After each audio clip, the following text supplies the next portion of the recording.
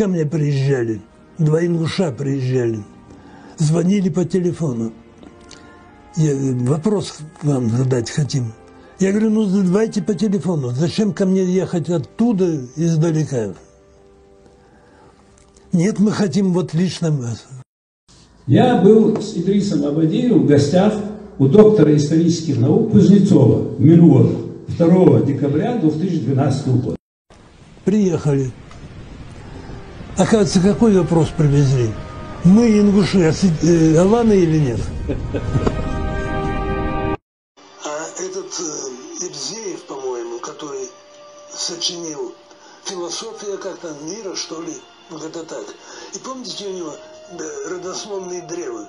Когда открываешь книгу, родословное древо. Ствол вот такой мощный, они ингуши.